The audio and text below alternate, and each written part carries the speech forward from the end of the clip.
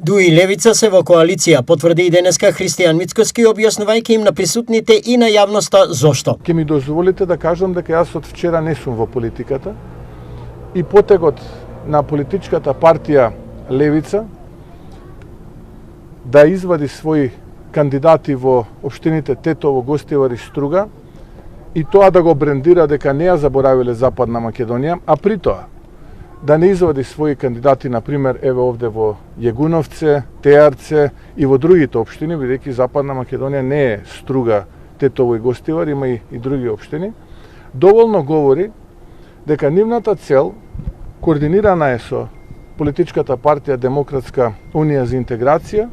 за да дојде до дисипација, расслојување на антидуи гласовите во тие општини. Според Мицкоски, клучното прашање е следново. Вистинското прашање е зошто, еве во родниот град на претседателот на Левица немаме кандидат,